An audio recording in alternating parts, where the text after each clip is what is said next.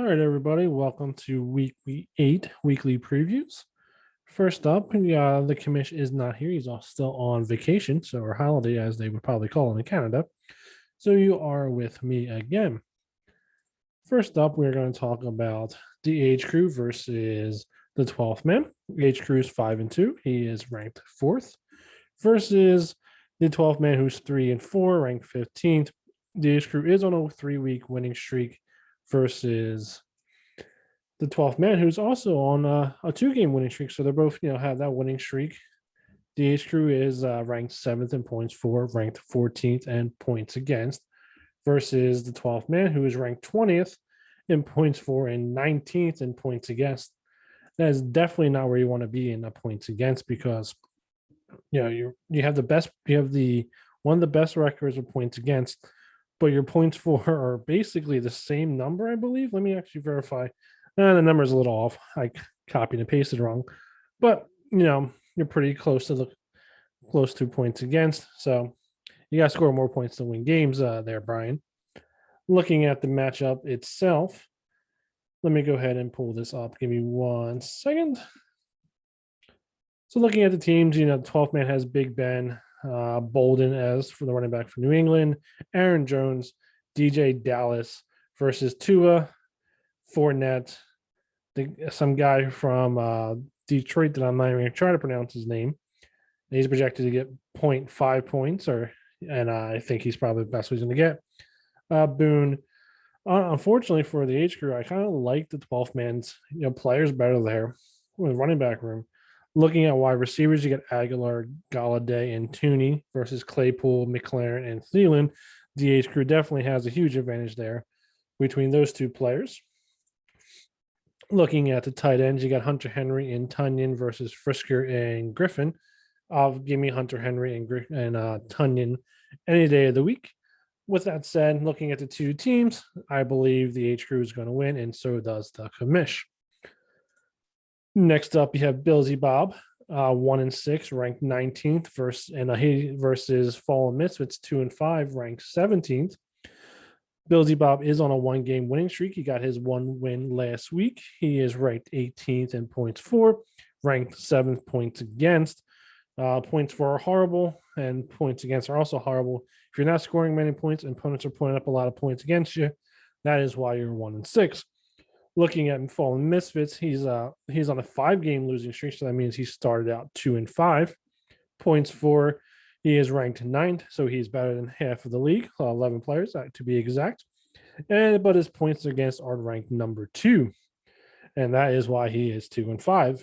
When you have the second most points for, and almost it's about 200 points more, 201, you're definitely going to have a losing record. Looking at the two teams, you got Teddy Bridgewater, Jonathan Taylor, John Kelly, and Gainwell versus Matt Ryan, Kamara, Eckler, and Ronald Jones.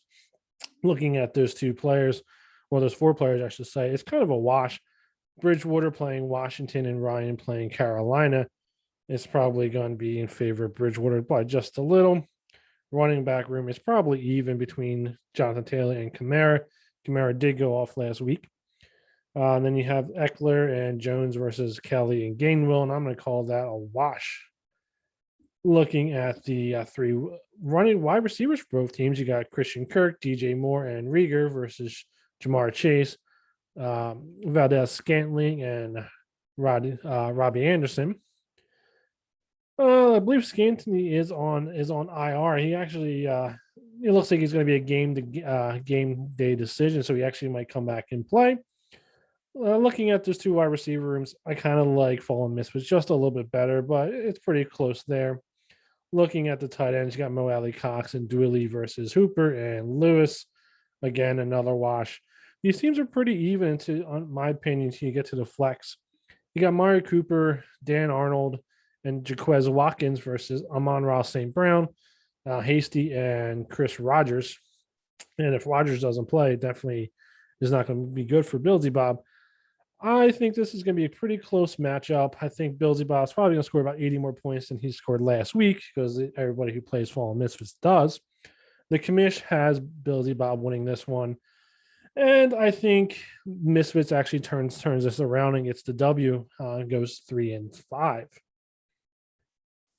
Next up, you have the 6. He's 4-1. He's ranked 11th. He's on a 4-game winning streak. His points for are ranked 10th. His points against are ranked 6th versus Green Lightning, who's 3-4, ranked 14th. He is on a 1-game losing streak. His points for are ranked 11th, and his points against are ranked 9th. With that said, looking at the two teams' actual players, Herbert is coming off his bye versus Matt Stafford, who's playing Houston. I believe both these teams are going to probably put up a lot of points. These quarterbacks are going to put up a lot of points. Unfortunately, I think Stafford is in the favor here.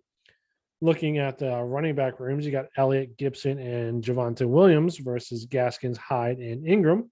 I believe Ingram has been traded to the Saints, which is either a good thing or a bad thing, depending on how you look at it, because he'd be behind Kamara, but he would also be the thunder to the lightning of Kamara. So definitely going to get more points than he was getting in Houston. Looking at the two running back rooms, I probably like the 6 running backs just a little bit more, probably a lot more. Looking at the wide receiver room, you got on the 6 side Ridley, Brown, and Higgins, and that's AJ Brown versus Beasley, Corey Davis, and Devontae Johnson. I mean, they're both pretty good wide receiver room. I probably like the 6 better just because of Ridley and AJ Brown. But I think Corey Davis, with gaining Joe Flacco there, he will get better passes and he will put up a decent amount of points. Looking at the tight end room, you got Jared Cook and Schultz versus OJ Howard and Hollister. And honestly, that is pretty even as well. The flex options of Chowder, Darrell Williams, Eli Mitchell versus Homer, Parker, and Goodwin is what seals the win for the 6. The commission and I both agree that the 6 are going to win this one. Next up, you have Storm, 5-2, ranked number 2, losing streak of 2 games. So she started 5-0. She is now 5-2. Her points for are ranked 2nd. Unfortunately, since her players got injured, her points, she was number 1 by a mile. Now she's number 2. But her points against are ranked 18th. When you're putting up a lot of points and you're not getting a lot of points scored against you, that is the ideal situation. Versus True North, who is 2-5. He is ranked 18th. He is on a 5-game losing streak, so that means he was undefeated, 2-0. He's ranked 13th in points for and 3rd in points against. Definitely not ideal. Looking at the players on each of their teams, you got Case Keenum playing Pittsburgh, which is a horrible matchup. Aaron Rodgers playing Arizona, which would probably be a shootout on Thursday night. Derrick Henry, Gore, not the good Gore, and Najee Harris versus Mixon, Michelle, and Pollard. And looking at those 3 guys, I think Harris makes up for Gore, and I think Michelle, Pollard, and Mixon are all average. I think Derrick Henry will score a lot of points against Indy, and I think it will be in favor of Storm running back room. Looking at the wide receivers, you got Rondale Moore, Lockett, and Sanders. I believe earlier there was an APB put out on Lockett because he is nowhere to be found, versus Sutton, Van Jefferson, and Devonta Smith, who's also somebody who can't be found because Jalen Hurts can't throw the ball. And I believe Storm has better wide receivers. Looking at the tight ends, you got Gronk and Goddard, who is definitely the number 1, versus Jack Doyle and Ricky Seals-Jones. Between the 2 wide receivers, or the 2 tight end groups, definitely give me Storm's tight end groups as well. And I think that should just be the case in point. Actually, the commish has True North winning this. I'm actually have Storm winning this. I'm going to stick with that. I think her running her wide receivers and her tight ends and the flex are a wash. Will put her over for the win. And I think it's going to be close, but I'm going to stick with Storm for the W. Next up, you have the commish Horror Business, 4-3, ranked 10th. He's on a 2-game losing streak. His points for are ranked 6th. He is ranked number 1 in points against versus BC Lions, who's 3-4, ranked 13th. He's on a 2-game losing streak. He is ranked 8th and for points for and points against. Obviously, you want that points against number above 10 and you want your points for below 10. And both these teams are struggling with the points for, or the points against, I should say. And BC Lions is ranked 8th, but that's about 170 some points difference between the two teams in points against. Looking at the two teams, on the BC Lions side, you got Tom Brady playing New Orleans, and then on the Horror Business side, you have Josh Allen playing Miami. I think they're both going to put up a lot of points, and I think that's going to be a wash, maybe in favor of Horror Business, but there are going to be a lot of points scored between those two quarterbacks. Looking at the running back room of McNichols, Connor, and Moss versus Mike Davis, Chase Edmonds, and Nick Chubb, who has been injured, should be coming back playing this week. I think the running back room is definitely in favor of Horror Businesses right there. Looking at the wide receiver group, you got Julio Jones, Stephon Diggs, and Metcalf playing Cleve Raymond, Keenan Allen, and Randall Cobb. And unfortunately for BC Lions, Randall Cobb is Aaron Rodgers' favorite target in the red zone besides Lazard. And I think that is definitely going to be a favorite of Horror Business to win this one. But just kind of looking at tight ends, you do have Ingram and Hawkinson's versus Who's Your Mama and Granson. I know the commission is saying, oh, this Granson guy is going to be really good, but it seems that Carson Wentz likes to favor Mo Alley Cox. Looking at the flex options of Pruitt, I believe that is Smith and Russell Gage versus Deshaun, you're not for real, Jackson, Humphreys, and Donald Peoples-Jones, who finally had his coming out party a couple weeks ago. I believe the flex are definitely in favor of Horror's Business. Let's take a look. The commish actually has himself losing this one. I originally had the commission losing this one as well, but I am changing my pick over to the commish to win. So commish is going to get the W here. Next up, we have Swahili, 5-2, ranked 3. He is on a 4-game winning streak. His points for are number 3, and his points against are number 13, which is definitely the way you like to see those numbers. Versus Optimus Prime, who is 4-3, ranked 12th. He's on a 1-game losing streak. His points for and points against are both ranked 16, which is definitely not what you want to see. Looking at the two teams, we definitely have Henke as the quarterback for a football team playing Denver versus Kyler Murray playing Green Bay. And I believe we spoke about it earlier that game is going to be a shootout and a high-scoring game on Thursday night. Looking at the two running back rooms, we have Ty Johnson, Henderson, and Chuba Hubbard playing McKinnon, Collins, and Perrine. Perrine definitely, I believe he scored a touchdown last week, had about 50 yards rushing and about 20 yards receiving. Versus the Hubbard, Henderson, and Johnson. I think it's a wash. Maybe it is in favor of Prime just a little, but to me, it's a wash. It's a wash. Let's call it what it is. Looking at the wide receiver rooms, you got Hopkins, Tyreek Hill, and Osborne versus AJ Green, Devonta Adams, and Pascal. And Devonta Adams is in the COVID protocol, and he will not be playing this week. So that is definitely dagger to Optimus Prime. Looking at the tight ends, you got Atkins and Conklin versus Rudolph and Janu Smith. And honestly, I would probably rather have Swahino's tight ends here. Looking at the flex options, you got Agnew, Singletary, and James Robinson versus Schwartz, Wilson, and Bourne. And let's not even talk about that too much. The flex option is definitely in favor of Swahino. And right now, I do have Kamish originally picked Optimus Prime to win this. He is changing his pick to Swahino. I also originally had Optimus Prime picking this one. I am also changing my pick to Swahino. Next up, we have the Architect. He's 4-3. He's ranked 6. He's on a 2-game winning streak. His points for are ranked number 1. His points against are ranked number 10. Versus Templars, who is 1-6. He got his first win 2 weeks ago. He's ranked 20th. His points for he's on a 1-game losing streak. His points for are ranked 20th. His points are against ranked number 5. And that is definitely not what you want to see there. You want to have more points than more points against. Looking at the two teams, let's take a quick look. You got Tannehill versus Joe Burrow in the lineup. Honestly, it's probably in favor of Tannehill. Let's be honest. So that's definitely one favor of Templars. Looking at the running back rooms, you got Booker, Jamal Williams, and Michael Carter versus Herbert, Salvan Ahmed, and Patterson.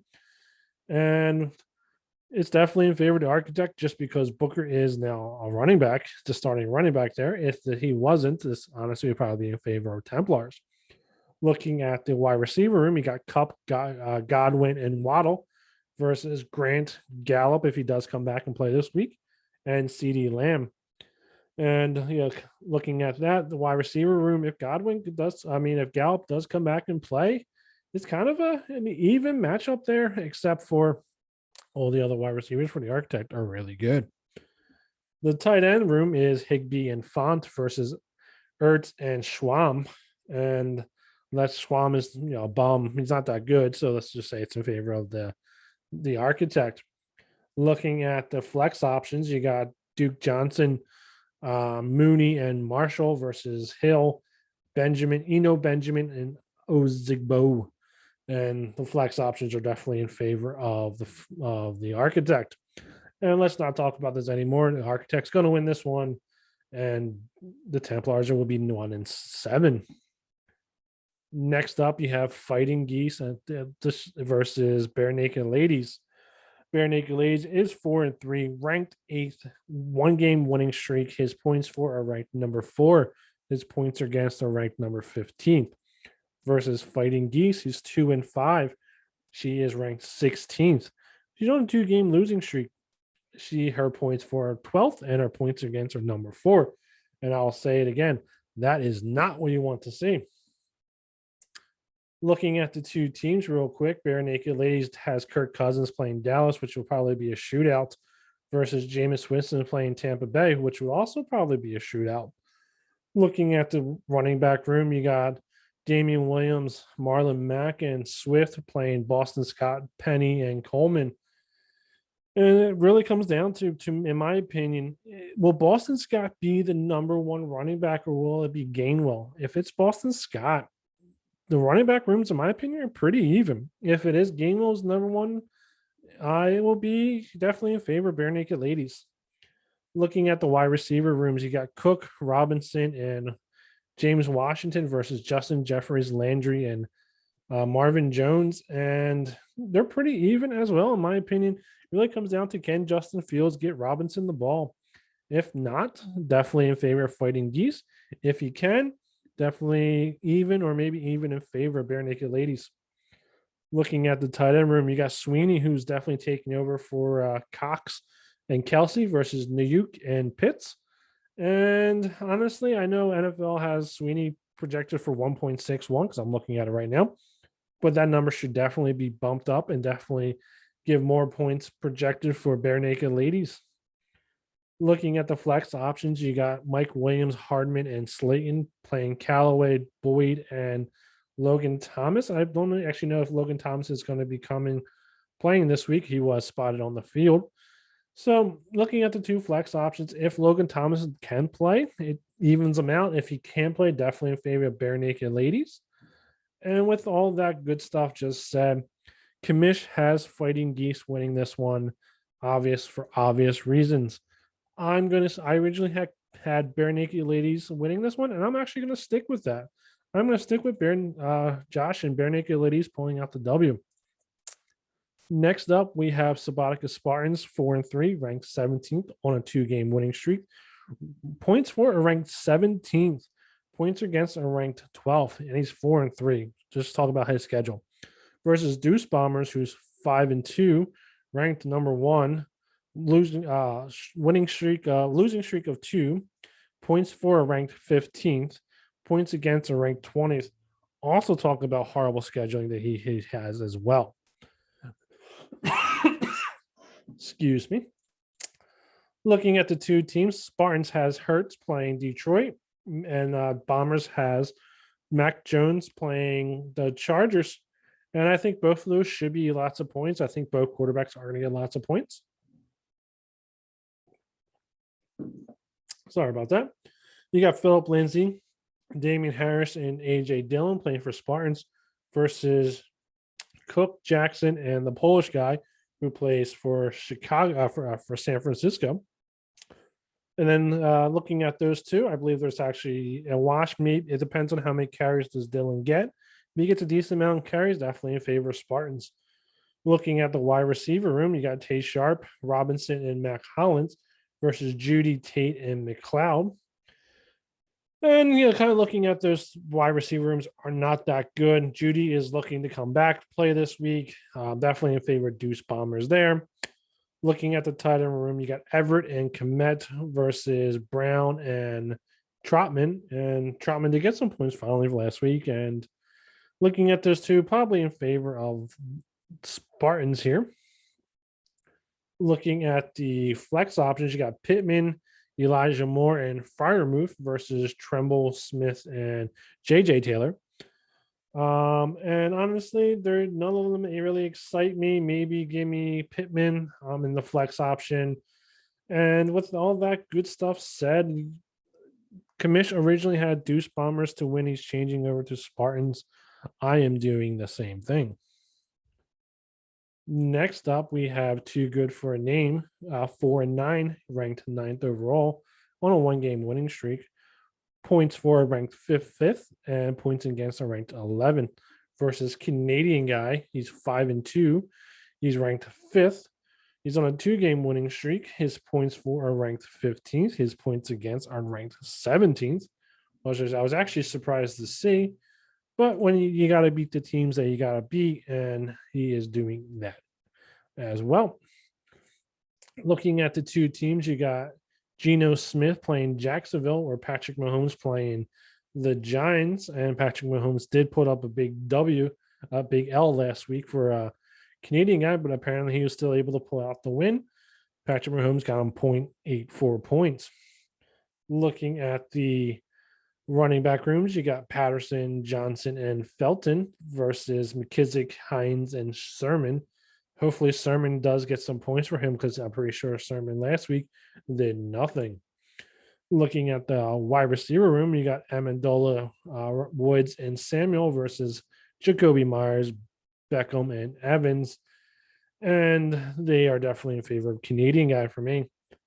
Looking at the tight end rooms, you got some guy named Jackson who plays tight ends for the Eagles, who's on IR. Tyree Jackson and Bryant versus Jasicki and Hurst, again in favor of Canadian guy. Looking at the flex options, you got Melvin Gordon, Carter, and Patrick versus Shepard, Ian Thomas, and Barrows. And they are definitely in favor, Too Good for a Name. And with all that said, I think it's going to be a close game. I think it's going to come down to a few big plays. It might even come down to how well Shepard does on Monday Night Football. And with all that good stuff said, the commish has Canadian guy playing and winning this, and I also as well. So we both have Norm winning this week, going to 6 and 2, improving that winning streak to 3 games in a row. Well, that is all. That was the game of the week, and I will speak to you later.